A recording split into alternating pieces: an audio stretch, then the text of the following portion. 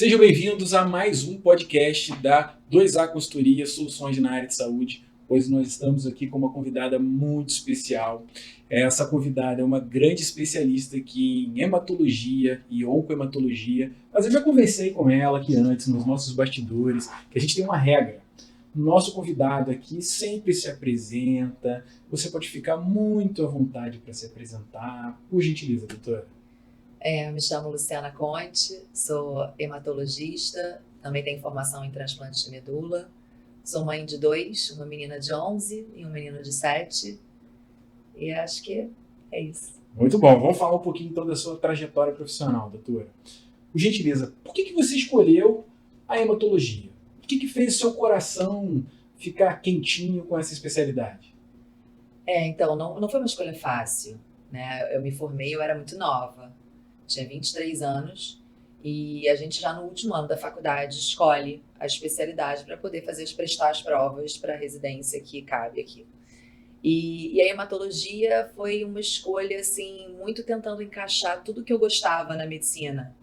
Eu gostava de fazer procedimento, eu gostava de gosto, né, no caso, de paciente grave, eu gosto de, enfim, temas complexos, eu gosto de me sentir desafiada, e a hematologia tem um pouco disso tudo.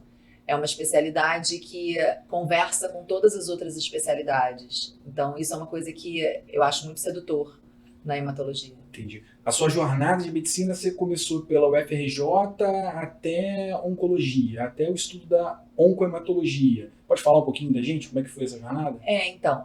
Eu me formei em 2004 pela UFRJ. Depois, para fazer hematologia, a gente, na minha época, era obrigado a fazer residência em clínica médica, então eu fiz residência em clínica médica 2 anos.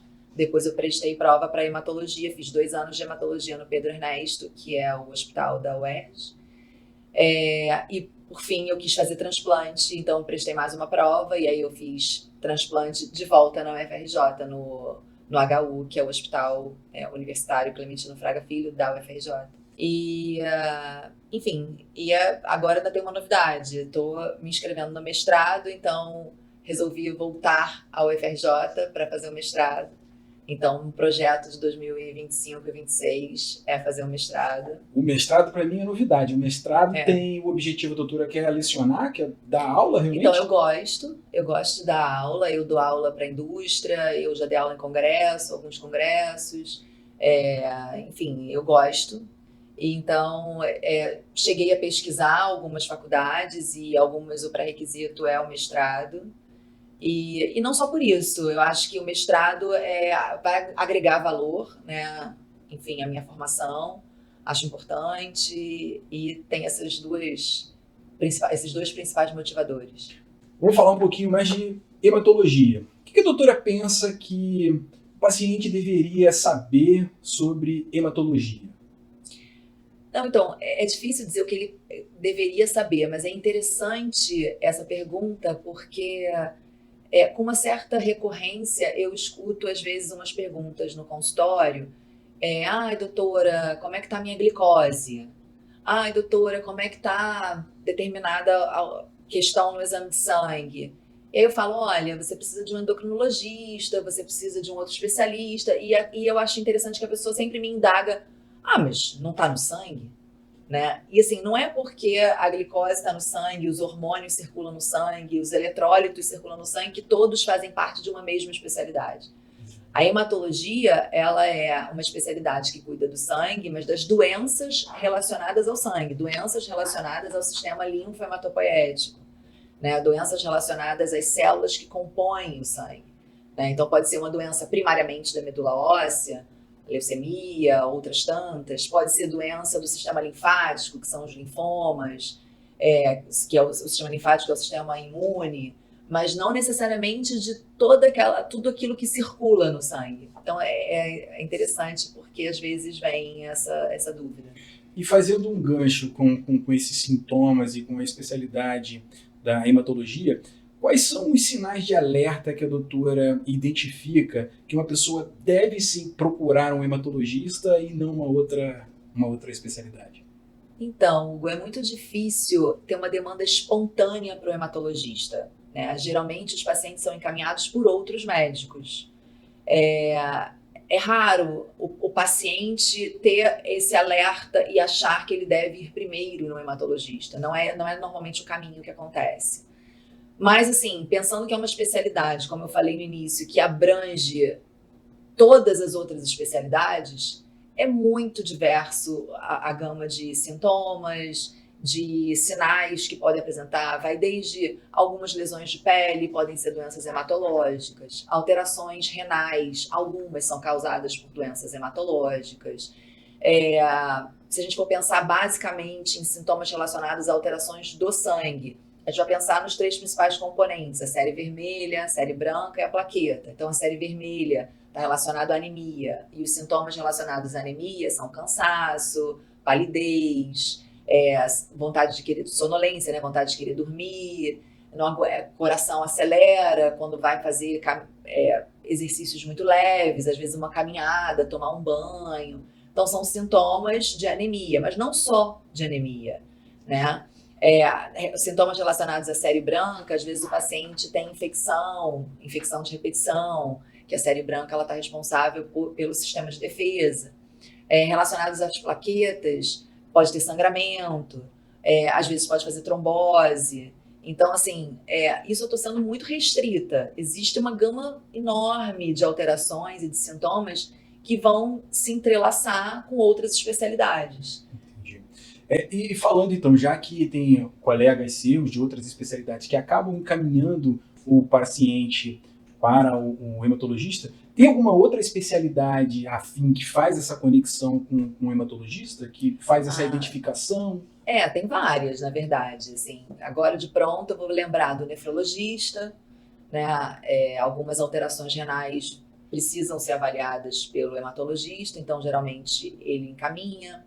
O próprio ortopedista, tem algumas fraturas que a gente chama de fratura patológica, que nada mais é do que uma fratura inesperada, né?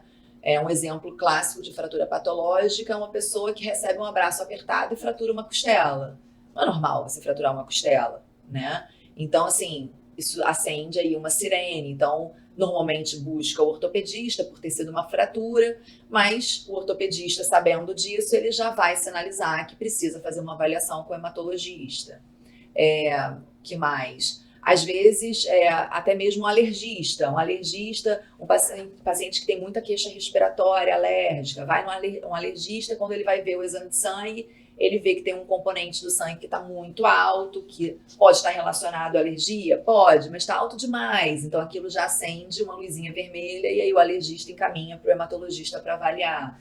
Então, assim, é uma especialidade que conversa com todas as outras, sabe? O clínico, às vezes cirurgião, a pessoa palpa um caroço e aí busca um clínico, vai e faz a biópsia do caroço, vê que é um linfoma, e aí é encaminhado para o hematologista. Fantástico. Essa orientação é muito importante para o paciente, porque já que tem ali especialidades coligadas, né, para poder fazer essa identificação, essa explicação para o paciente ela é muito positiva. Já que a doutora falou aqui de biópsia, de identificação do que está acontecendo com o paciente, como é que a doutora vê assim, o avanço da tecnologia relacionada ao diagnóstico e tratamentos de doenças hematológicas? Tem evoluído? Tem muita novidade? O que tem acontecido no mercado e no mundo? Assim? Então, isso está no campo dos desafios que eu falei que me seduziram na hematologia. Se a gente colocar aí 20 anos de vida para nós, é muita coisa, né? É uma vida, de fato.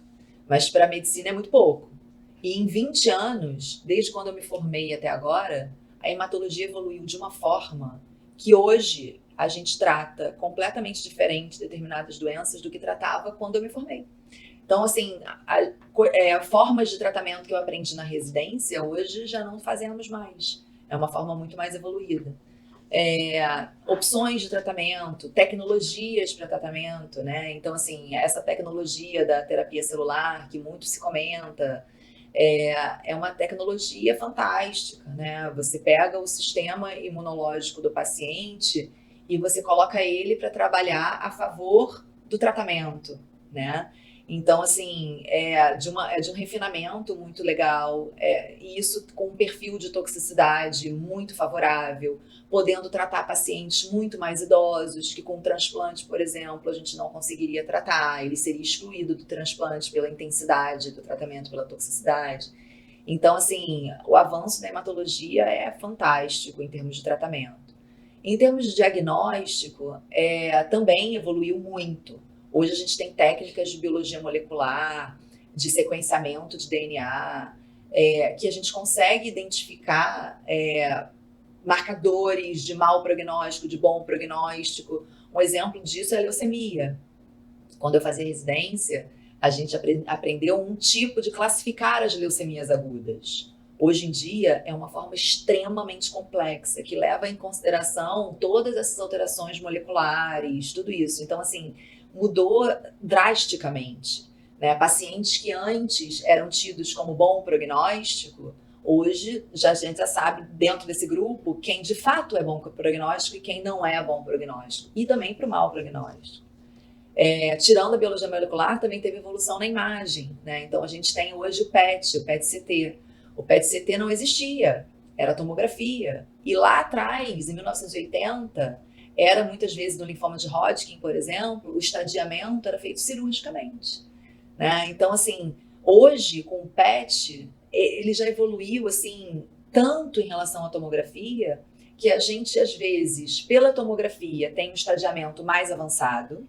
E aí, quando você faz o PET, você vê que aquela imagem que aparece não tem significado clínico, então você consegue reduzir o estadiamento do paciente, tratar menos ele, sem comprometer o resultado. E o contrário também acontece. Às vezes a tomografia mostra que no abdômen, por exemplo, não tem nada, só tem no tórax, e o PET vai te mostrar que apesar do abdômen, morfologicamente, né, a forma das estruturas estarem normais, tem ali uma alteração metabólica e aquilo ali é a doença, e aí você amplia o seu tratamento para poder ter um resultado mais efetivo. Então, assim, em todos esses campos teve uma evolução diagnóstica muito grande. Fantástico a sua visão, o seu conhecimento, dá para perceber que a doutora está muito alinhada com esses avanços tecnológicos. E a tecnologia, ela, na sua visão, ela ampliou a qualidade de trabalho do médico e também a expectativa e a qualidade de vida do paciente dentro da hematologia? Você enxerga esse ganho positivo? Ah, sim, enxergo. Porque se você tem métodos diagnósticos que te selecionam dentro de um grupo específico e que você consegue personalizar o tratamento. Então, você vai selecionar que o paciente A, tem um fator de mau prognóstico, então você vai ser mais intenso no tratamento dele. E o paciente B não tem esse fator de mau prognóstico, você vai ser menos intenso, você está poupando uma pessoa de efeitos tóxicos, frustros, porque ela não teria necessidade de se submeter àquilo. E você está dando para uma outra pessoa uma intensidade maior de tratamento e que talvez você não desse porque o método diagnóstico ele era menos sensível, menos específico e você não conseguia selecionar esse grupo. Então, assim, isso tem uma vantagem incrível, tanto para resultado quanto para qualidade de vida durante o tratamento, né? E para nós, médicos, também, né? Aí você coloca a inteligência artificial, que auxilia também cada vez mais nesse rastreio do paciente. Enfim, eu acho que a vantagem é para os dois lados. Doutora, eu estou aqui te escutando, estou tendo uma verdadeira aula. Eu tive também uma outra aula, quando a gente está falando de personalização e ampliação da precisão, eu participei de uma aula com o vice-presidente de healthcare da Microsoft. E a visão dele está 100% alinhada com a sua visão. Ele entende que no futuro muito próximo, os profissionais de saúde e a saúde vai caminhar para precisão e personalização de tratamento, de medicação, de cirurgia. Quando a gente junta esses dois fatores, precisão com personalização, para ele que vem estudando a saúde do futuro, isso é o futuro. Essa é a medicina do futuro, essa é a saúde do futuro. É lógico que a tecnologia vai vir aí para ajudar muito, mas esse é o futuro. Tá vendo que a doutora está muito alinhada a isso. Nos congressos, o tempo todo a gente está personalizando o tratamento. E personalizar é isso, é você ver quais são as doenças que a pessoa tem, né? Além da doença hematológica. Hipertensão, diabetes, obesidade. Enfim, Você vai pegar e dar a própria idade, né? Aí você vai pegar e você vai propor um tratamento que vai ser mais adequado para aquela pessoa, né? Inclusive agora teve o congresso de mieloma e eles, através dessas técnicas diagnósticas, né, eles conseguiram provar para o FDA que hoje a gente fazer doença residual mínima para os estudos clínicos, né, como isso se tornou o novo surrogate que chama, né? Antes era sobrevida livre de progressão. Aí agora, no lugar da sobrevida livre de progressão, entrou a doença residual mínima, ou seja, você faz um exame que ele tem uma capacidade de detecção de 10 a menos 5 células, e aí aquilo ali é um novo endpoint para você avaliar estudo clínico. Então, assim, aí é mais uma prova da tecnologia e da evolução dos métodos diagnósticos influenciando a nossa conduta, né, e o nosso tratamento, no fim das contas, né? Porque se isso entra no estudo clínico, muito provavelmente, não acho que vai ser num futuro tão longo, e isso vai acabar entrando na nossa prática diária, né, com o paciente. Fantástico, doutora. Já que a gente está falando de célula, vamos falar um pouquinho de terapia celular e transplante de medula óssea? Então, primeira pergunta. Pode explicar para a gente assim, qual é a diferença entre um transplante autólogo de um alogênico de medula óssea? São algumas diferenças. O transplante autólogo a gente usa como sinônimo terapia em alta dose. O objetivo do transplante autólogo é fazer uma quimioterapia numa dose que é proibitiva do ponto de vista ambulatorial. E como que isso se torna factível e viável para ser feito? É porque a gente colhe a célula tronco e armazena. Essa célula tronco ela não é tratada. Ela é só armazenada para que você consiga fazer uma quimioterapia numa dose alta, a ponto que... deixa eu voltar um pouco. Porque o que limita a dose máxima da quimioterapia? São os efeitos tóxicos. Então, a gente sabe que determinados medicamentos não pode passar de uma determinada dose porque vai ter uma toxicidade cardíaca irreversível.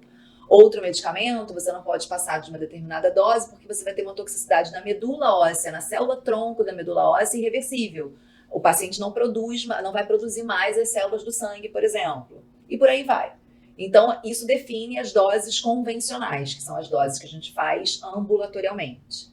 O transplante, ele veio para usar uma dose maior do que a dose convencional, e a gente bypassa esse efeito tóxico irreversível, nesse caso, a medula óssea, colhendo ela antes e deixando ela armazenada. Então, a gente colhe a célula-tronco, armazena, faz uma quimioterapia que a gente sabe que vai destruir a medula óssea. A sua intenção é destruir a medula óssea? Não, não é. Isso é uma consequência não desejada, mas acontece. E aí vai destruir a medula óssea e aí você devolve essa célula-tronco para o paciente e ela vai ser capaz de regenerar a medula óssea que foi destruída por essa quimioterapia. Então, isso é o transplante autólogo.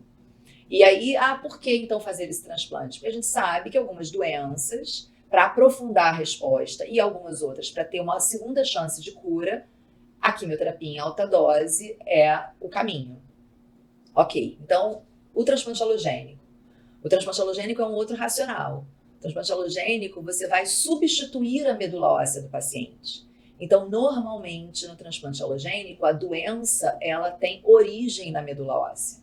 E você quer substituir. A doença pode ter origem no estroma, que é no meio ambiente da medula óssea, ou na própria célula da medula óssea. E aí você quer substituir. E com essa substituição, você não só substitui série branca, vermelha e plaquetas, como você substitui o sistema imunológico do paciente. Então, a capacidade do paciente, do sistema imune, identificar que tem uma célula ali que está errada e destruir aquela célula e não deixar a doença se instalar novamente. Tá? Então, assim, de uma forma bem simplista, grosso modo, é assim que funciona o alogênico. Então, nesse contexto, você não pode usar a medula do próprio paciente, você vai precisar de um doador. Então, esse é a principal diferença entre os dois transplantes. E aí você tendo um doador para poder conseguir substituir a medula, e você vai ter uma imunossupressão muito mais severa, você vai ter cuidados muito mais específicos, tem complicações que são específicas desse tipo de transplante. Então, assim, apesar do nome ser transplante, ser autólogo ou alogênico muda muita coisa. Fantástico, doutor. Assim, para os leigos, como eu, a sua explicação, além de ser didática, ela é muito clara. Para o paciente que precisa ter esse tipo de informação, é riquíssimo o seu posicionamento e a sua explicação com essa clareza para ele. Vamos falar ainda aqui de terapia celular. Eu queria saber como é que funciona aqui a terapia CART-cell. É assim que se fala? É. Obrigado. E em quais casos esse tipo de terapia ele é indicado para o paciente? Então, nesse mesmo racional do transplante alogênico, né, que eu falei que o sistema imunológico ele vai identificar a célula doente e vai destruir a célula doente, o CART-cell ele parte um pouco desse princípio. Quem faz essa vigilância, digamos assim, é o linfócito T. Então, o CART-cell ele vai pegar esse linfócito T, vai colocar, é como se ele treinasse esse linfócito T para ser um atirador de elite, né? Então ele vai colocar um sniper. Exato. Ele vai colocar um alvo nesse linfócito T, né? Então, vamos supor que a célula para o linfoma, por exemplo, a célula do linfoma expressa na superfície o CD19. Então, esse linfócito T, eles vão colocar um anti-CD19, tá? No momento que esse linfócito T ele se liga no CD19 da célula doente, ele ativa toda uma sinalização dentro dele que vai recrutar mais linfócitos T, vai fazer ele se multiplicar e aquela resposta ser uma resposta intensa, tá? Então, você pega, como é que você faz o CAR-T, né? Você pega o paciente, você colhe, ao invés de como no transplante, a gente colhe célula-tronco, nesse caso você vai colher o linfócito T do paciente. Esse linfócito T vai para um laboratório. Inicialmente era uma manipulação manual, mas hoje em dia já tem manipulação automatizada, né? Então isso ainda vai chegar ainda na prática, mas enfim, começou com a manipulação manual. E aí manualmente eles vão fazer proliferar aquele linfócito T, colocar o alvo, fazer montar todo esse receptor que esse alvo para fora ele vai ser um anti-CD19, por exemplo. E dentro, como que ele vai gerar o sinal para dentro da célula. Isso é tudo montado, né? Isso não é natural, isso é feito. E aí, ok, fez aquilo, aí a gente prepara o paciente, faz uma medicação que vai diminuir a resposta imune natural do paciente e aquela bolsa volta com o linfócito T na forma de medicamento, assim que foi aprovado, né? E aí você infunde no paciente. Quando você infunde no paciente uma quantidade desse linfócito, ele se sobrepõe à resposta imune natural do paciente. Então, ele vai fazer aquilo que eu te falei, ele vai ligar no tumor, ele vai se multiplicar, ele vai enviar todos esses sinais e liberar todas essas substâncias para destruir aquele tumor. Então, você usa o sistema imunológico do paciente para tratá-lo, no fim das contas, né? Você potencializa ele. Então, é mais ou menos assim que funciona. E aí, esses alvos, eles vão se diferenciar de acordo com o objetivo. Qual é a doença, qual é o antígeno que a doença expressa, e por aí vai. Então, hoje o CAR-T, ele pode ser feito para várias doenças hematológicas, mas tem estudo já usando para doença autoimune. Tem alguns estudos testando em tumor sólido.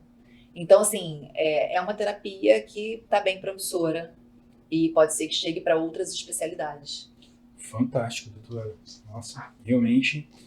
Vamos seguindo nessa linha. Queria saber agora, doutora, por gentileza, assim, quais são os maiores desafios e expectativas no tratamento de doenças hematológicas, principalmente com a terapia celular? O que o paciente tem de desafio e de expectativa nesse tratamento?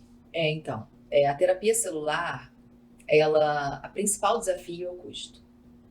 É um custo altíssimo, e isso inviabiliza muitas vezes porque existe uma demora muito grande da operadora para poder aprovar por conta da resistência em relação ao custo. Então, tem várias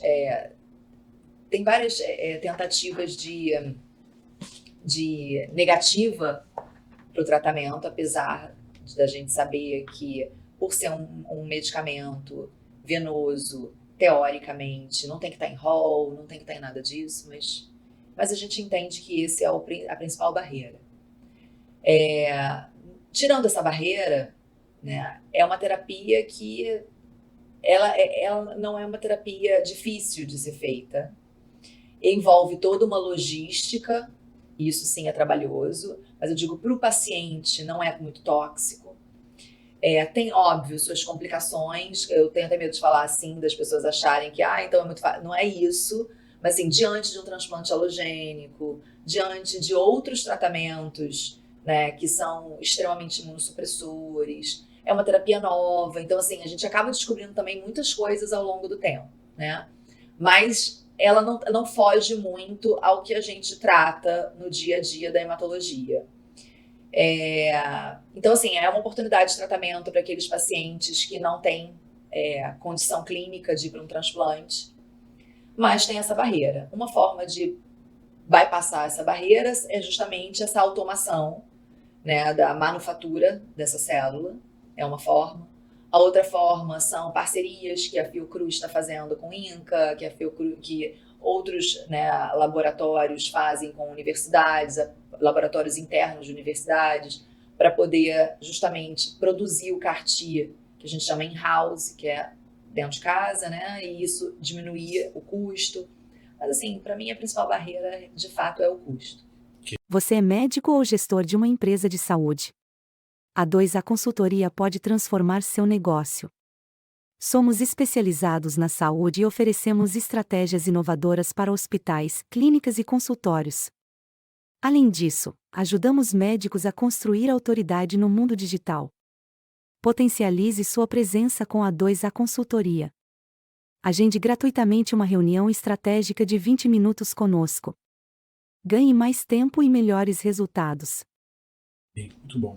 Agora eu vou pedir para a doutora me ajudar aqui com uma explicação. Pensando no paciente que nunca ouviu falar em TMO, transplante de medula óssea, você poderia falar de forma simples, assim, como é que é o processo de transplante da medula óssea? Então, assim, ao contrário do que muita gente pensa, não é cirúrgico, né? É um procedimento clínico. Então, a primeira etapa é fazer com que essa célula-tronco, que fica ali ancorada dentro da medula óssea, e a nossa medula óssea nos adultos, né, ela fica principalmente na crista ilíaca.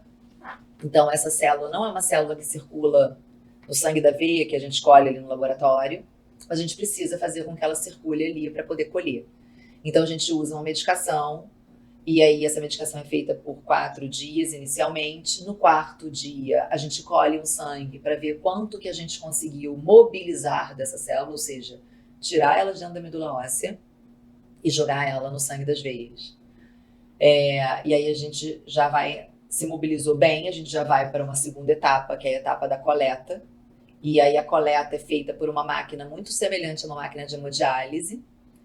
Filtra o sangue, separa por peso molecular o que é célula-tronco, o restante devolve, e é um processo que dura mais ou menos umas 4 horas. O paciente fica acordado no quarto do hospital, enfim.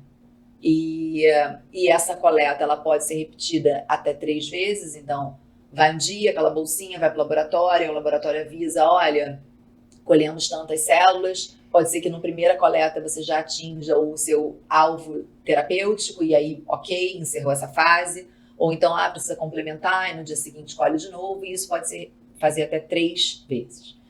Aí, ok, atingimos o nosso alvo terapêutico.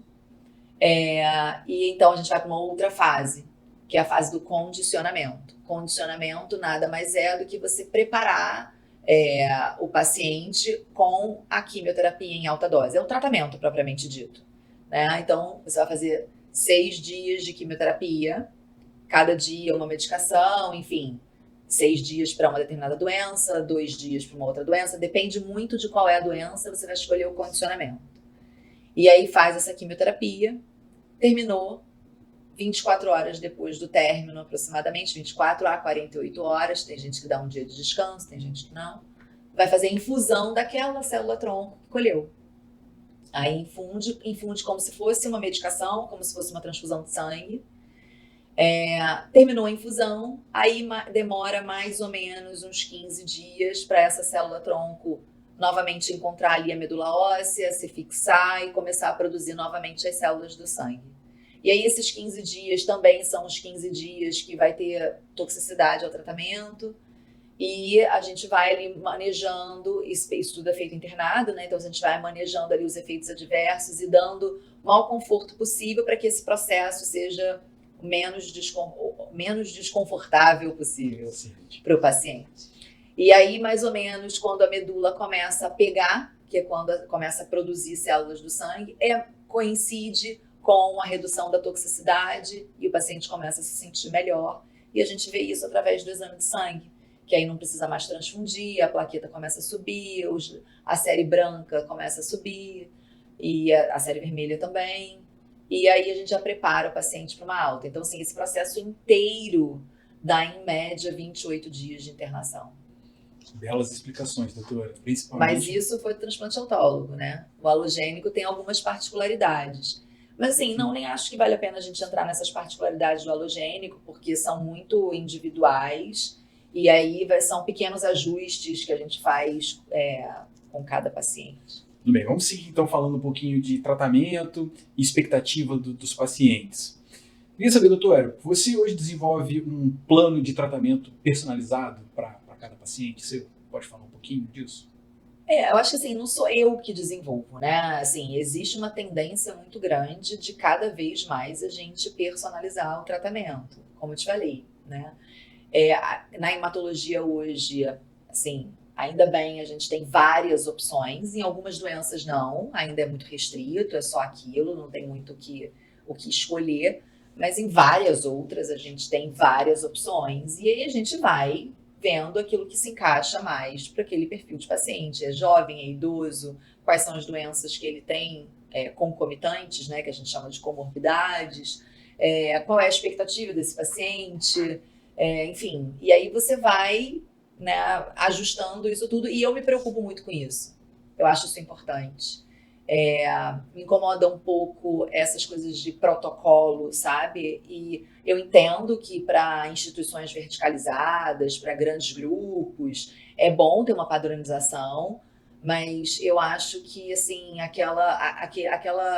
o tratamento individualizado, ele não olhando para o coletivo, né? Mas assim, olhando individualmente, ele é muito mais benéfico. Né? Então, assim, você entender o funcionamento daquela família, o funcionamento do paciente, a expectativa deles, né? Tem paciente que, assim, ele tem muito claro o que ele quer, o que ele não quer, o que ele tolera de restrição, o que ele não tolera. Então, assim, eu acho que a gente tem possibilidade de ajustar isso, sabe? Muito bom, doutora. Falando de tratamento, pode compartilhar com a gente aqui, assim, um pouquinho, quais são as principais dúvidas que os seus pacientes têm nos primeiros atendimentos ou no primeiro atendimento? Que eles trazem de dúvida? Não, eu acho que assim, eles ficam muito assustados com essa história da hematologia tratar câncer, né? Então, assim, o câncer ele traz um estigma muito grande, uma preocupação muito grande. E o nome câncer, o nome quimioterapia, então, aí é devastador.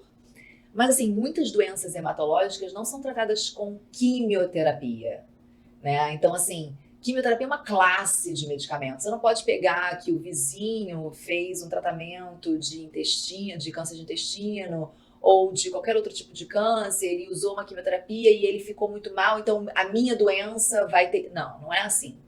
Então, assim, cada quimioterapia é uma quimioterapia, como antibiótico, né? A gente não tem um único antibiótico, tem vários, mas antibiótico é uma classe. Então, assim, primeiro é isso, essa preocupação da quimioterapia, né? Então, quimioterapia é um grupo muito grande de medicamentos e que diferem em toxicidade, em várias coisas. E a segunda preocupação que eles têm, muitas vezes, eu tenho um câncer e eu não vou tratar, porque na hematologia tem isso. Tem alguns tipos de câncer que a gente não trata de imediato, porque eles não são agressivos, né? E não estão impactando em nada na vida do paciente.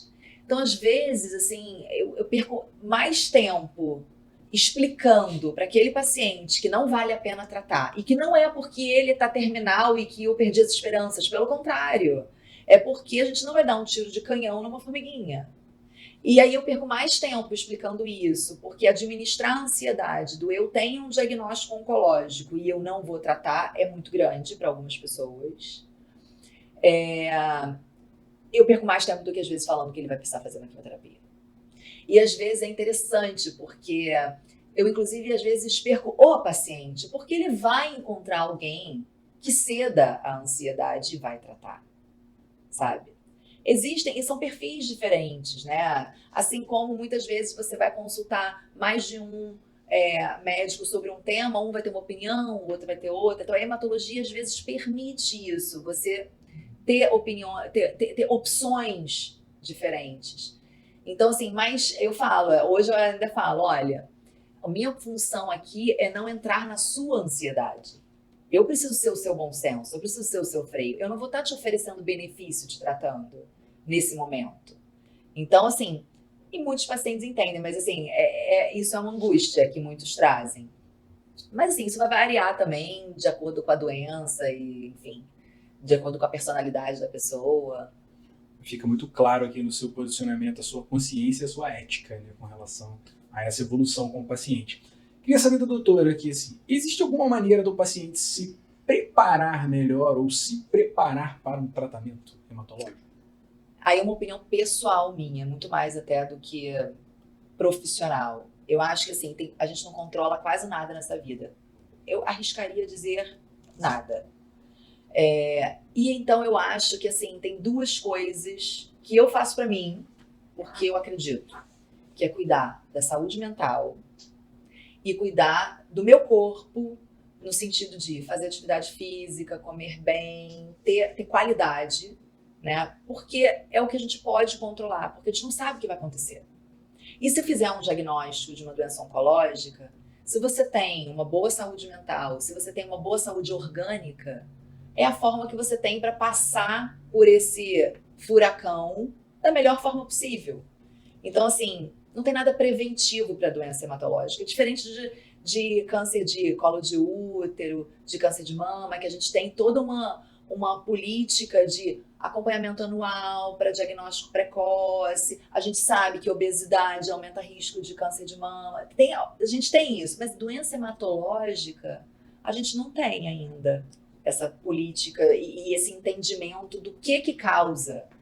Então, só me resta tentar ter saúde orgânica e saúde mental. E aí, a gente se prepara para o que a vida vai apresentar para a gente. Muito bom. Nessa linha do que a vida vai apresentar para a gente, a doutora, qual é o pensamento que a doutora tem com relação à qualidade de vida após o diagnóstico de uma doença hematológica? Seguindo essa linha do que a gente está conversando. Então, assim, eu percebo que quem mais tem qualidade de vida são pessoas que tratam da sua saúde mental, em primeiro lugar, ou são pessoas, são pessoas espiritualizadas. Assim, não necessariamente religião, tá? É acreditar, é ter fé. Tipo assim, ter fé de dormir hoje que eu vou acordar amanhã. É nesse sentido, sabe? Então eu percebo que essas pessoas e pessoas que têm uma rede de apoio muito boa, assim, familiar, cuidado, relações afetivas, sabe? São pessoas que têm qualidade de vida pós um transplante, pós uma situação, uma doença grave, né? Um diagnóstico de uma doença grave. Entendi. Seguindo essa linha ainda de qualidade de vida que a gente está falando, queria entender a sua visão com relação ao aspecto emocional. Como é que você trata isso, principalmente com pacientes complexos? Como que eu trato? Em que sentido, assim? Não, a sua visão do paciente, a parte emocional do paciente que tem um tratamento complexo. Então, eu sempre indico que eles façam acompanhamento com psicoterapeuta. Mas a gente sabe que alguns pacientes estão abertos e outros não. Então, assim, é nítido que o paciente e a família, porque às vezes o paciente está bem, mas a família não. Então, às vezes a família precisa. Mas nem sempre estão abertos a esse tipo de cuidado, né? Mas eu sempre indico, eu sempre sinalizo. E aqueles que aceitam e seguem, assim, é impressionante como que eles passam durante o tratamento de uma forma mais leve, sabe? E uma forma menos adoecida do ponto de vista psíquico, sabe? E aí, óbvio, existem profissionais que são muito, muito direcionados para isso. São profissionais, geralmente, que trabalham muito com luto, porque o luto não é só perder a vida, né? O luto é perder a saúde. O luto é, né, deixar de ter qualquer coisa, né? O divórcio é um luto, né? Então, assim, não está só relacionado à vida ou morte no sentido literal dela. Então, perder a saúde é um luto. Então, tem vários profissionais que trabalham muito com isso e que são sensacionais. E se eu pudesse, assim, obrigar os pacientes, acho que eu obrigaria. Muito bom, muito bom. Vamos falar um pouquinho de futuro agora, perspectivas futuras. Queria ouvir da doutora, assim, quais são as tecnologias promissoras dentro da sua especialidade? O que a doutora tem visto de parte científica, de tecnologia, de olhar de futuro? Então, as tecnologias assim, relacionadas a diagnóstico e tratamento, a gente comentou aqui. Mas existe uma grande tecnologia que está influenciando a vida de todo mundo, que é a inteligência artificial. Eu confesso a você que é um caminho ainda, é um lugar ainda meio sombrio, assim, para mim. Eu sou uma pessoa muito mais analógica, eu sou uma pessoa muito mais do toque, do olho no olho. Então, assim, mas eu vejo um futuro muito promissor nessa coisa da inteligência artificial. Foi até interessante porque hoje uns amigos comentando no grupo, né, do WhatsApp e colocaram que fizeram uma reunião no Zoom e a inteligência artificial fez uma ata da reunião. Aí eu fui ler a ata da reunião, porque assim, eu estou deixando de ser cética, né? Preciso deixar. Quando eu olhei, eu fiquei chocada. Eu falei, como assim? Isso é verdade? É verdade. Então, assim, eu acho que vai ter um lugar muito importante para a inteligência artificial nas nossas vidas, no ponto de vista da hematologia, sabe? Em auxiliar em vários aspectos do dia a dia, que vai fazer você tomar menos tempo, talvez com burocracia, com relatório, acho que isso já faz hoje em dia, já ajuda muito. Extrair informações valiosas, entendeu? E você ter mais tempo, talvez, para dedicar para o paciente, para o cuidado, né, interpessoal, sabe? Mas eu não sei aprofundar muito nesse tema ainda. Muito bom. É um tema que eu gosto muito, a doutora tá bem alinhada, assim, tem uma perspectiva de futuro muito positiva, principalmente na parte de pesquisa, que a pesquisa com inteligência artificial está ganhando muita velocidade, muita tração, então novos medicamentos virão, novas terapias virão, novas vacinas virão, muita coisa nova vai acontecer aí dentro da saúde e também em outras áreas. Seguindo aqui um pouquinho do que a gente está falando, vamos falar um pouquinho de informações de mercado e prática. Queria ouvir da doutora, assim, o que os planos de saúde geralmente cobrem em tratamentos hematológicos e o que não cobre? Como é que é o funcionamento do plano de saúde, da operadora dentro da hematologia? Hugo, isso é tão complexo. Assim, teoricamente, as medicações venosas, elas têm, digamos, uma vez aprovadas pela Anvisa, já entra como uma obrigatoriedade para os planos de saúde autorizarem.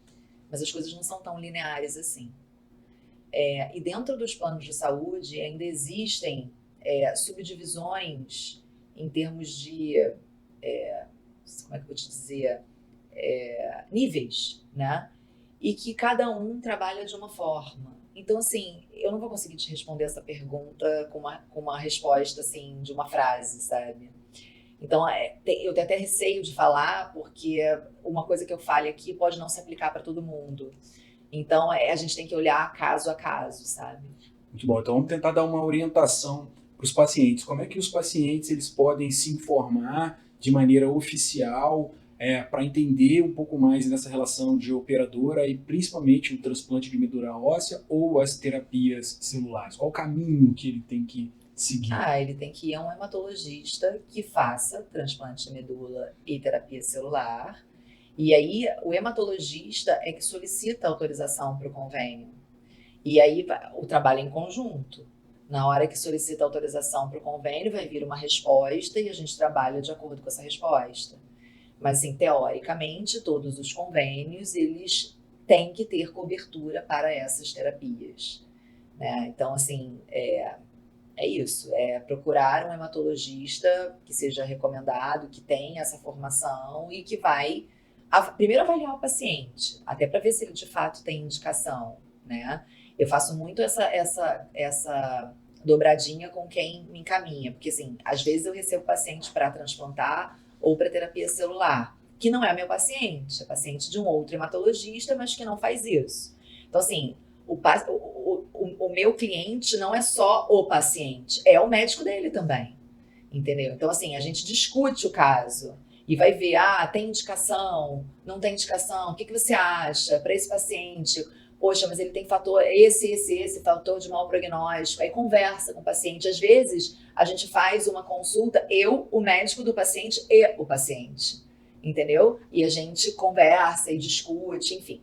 Ok, definiu, vai ser isso, é essa escolha, é esse o caminho. Aí o contato com a operadora é feito através de mim, que é quem vai fazer o tratamento.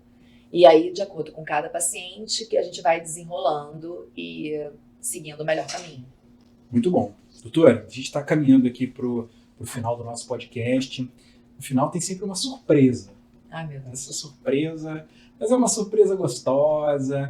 Eu hoje realmente tive uma aula de hematologia, de oncohemato, de terapias celulares, enfim, saí daqui com muito mais conhecimento. Tenho certeza que esse conhecimento também vai agregar na vida de muitas pessoas e dos seus colegas médicos também. A surpresa é simples. No final do nosso podcast, a gente sempre deixa um espaço para você agradecer a quem você quiser, da sua família, ou pessoas que foram aí os seus mentores na sua vida profissional, aquelas pessoas que você fecha o olho assim e fala, poxa, eu vou aproveitar para agradecer, e aí você pode agradecer do seu jeito, que você quiser, fique aí à vontade para você mandar um beijo, um abraço para quem você quiser, tá gravado, e depois essas pessoas vão poder ver.